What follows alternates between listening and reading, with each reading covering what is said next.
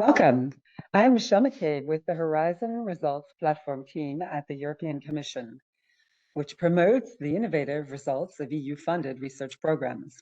Today, we are pleased to have Apostolos Tzimas, Managing Director at EMVIS and coordinator of the award-winning SPACO, Space-Assisted Water Quality Forecasting Platform for optimized decision-making in water supply services. Let's hear from Apostolos about the SPACO platform, which provides services to water managers with proactive water management and preventive adaptation to water quality risks, enabling them to offer better services and minimize costs. So let's turn to Apostolos. What factors have enabled SPACO to really accelerate its go-to-market journey? Thanks, Michelle. Spaso had from the beginning a clear business case, recognizing the growing need to effectively monitor and reduce the effects of pollution and climate change on our water cycle. Potentially quality threats in freshwater systems are primarily related to eutrophication, as well note. Freshwater harmful algae blooms, commonly known as HABs, resulting from such nutrient overload can have a broad range of negative impacts on humans, animals, and aquatic ecosystems. For example, many cyanobacteria can produce toxins, posing a threat if they occur in drinking water sources. So, numerous HAB events have prevented the use of prevailing fresh water for drinking or recreation around the globe due to cyanotoxins. Breaching the respective thresholds are incurring significant socioeconomic and environmental impacts. So for water managers, preventive planning is very critical for proactively determining and mitigating water hazards, since most of the times adapting to risks in a planned manner is far more efficient than reacting to major system failure. Um, uh, it is noted that supply disruption as a result of reduced quantity or but quality that competes with potable water production may have severe economic implications. So studies have shown that water disruption in small city of, let's say, approximately 100,000 equivalent population for just one day might have a substitution cost of more than 300,000 euros per day. So imagine those costs that would be much more than that if somebody considers also the loss of sales or reputational costs or other knockout, let's say, effects.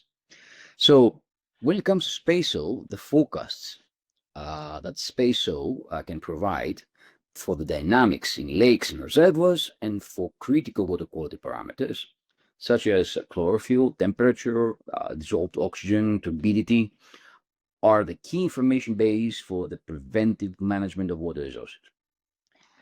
Additionally, let me say that SPACO incorporates advanced science, and this is another very important issue in the domains of remote sensing, hydroecological modeling, and hydroinformatics.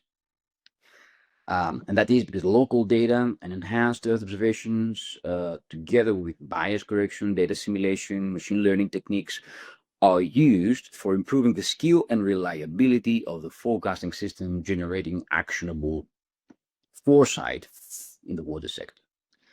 If I may say and add another thing into that is that SPACO managed to bring science closer to end user needs through the wide participation of end users in the co-development of the service, enabling the exploitation of the market potential for intelligence services in the water sector. Great. Okay, thank you, Apostolos. So SPACO has had Horizon 2020 funding from the European Union ecosystem and benefited from the HRP Empowering Startups and SMEs initiative to pitch at the Industry Space Days in September 2024 in Noordhoek, the Netherlands. Tell us about these and how they accelerated your journey or brought traction to SPACO's go-to-market actions. Right. Indeed.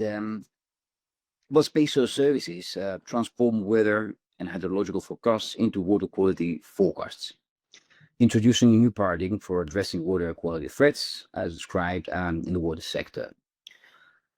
Water sector generally is a risk-averse industry, and therefore it can also become naturally resistant to change.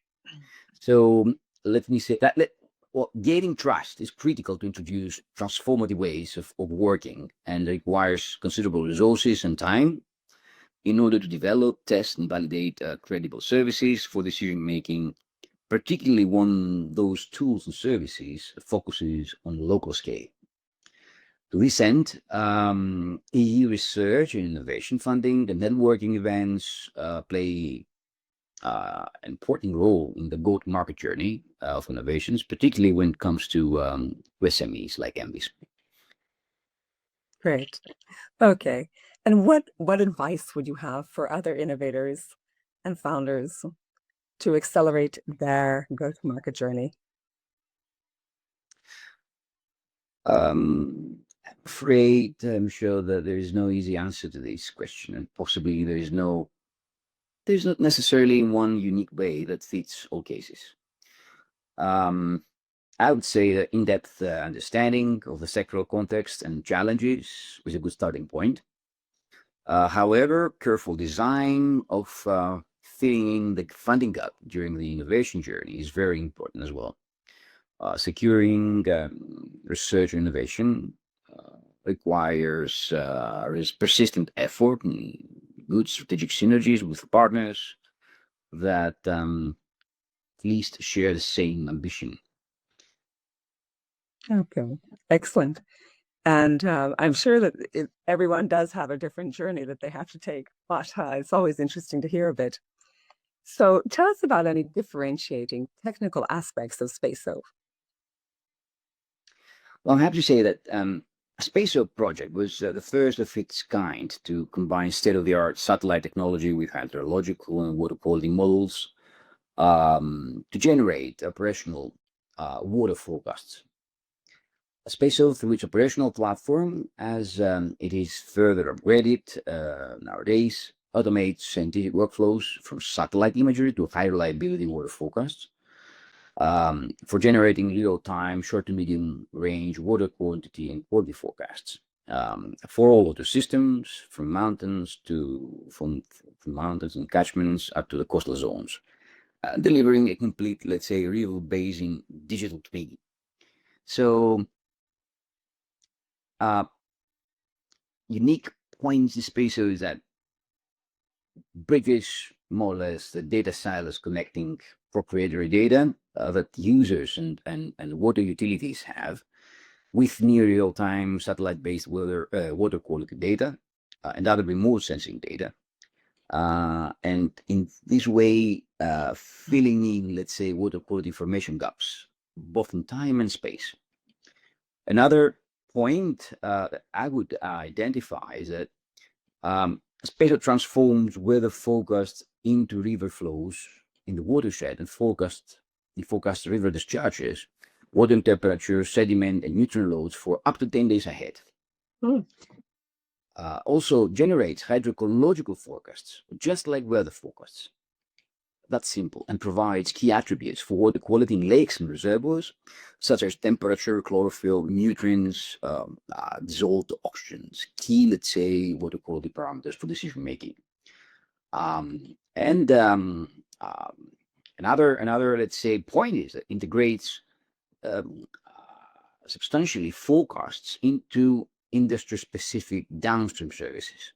So it's not just about producing forecasts, but also providing specific services for specific users, increasing the situational intelligence of water regulators, emergency planners, water-related industry professionals, local communities, and therefore extending actionable information in space and time for many, let's say, stakeholders around water cycle. Oh, great, great. Well, thank you, Apostolos, for your input today. And we look forward to following the development of SpaceO with its technologically advanced approach to water management, leveraging the power of Earth's observation to address critical challenges and promote sustainable practices in managing one of the planet's most vital resources. Thank you so much.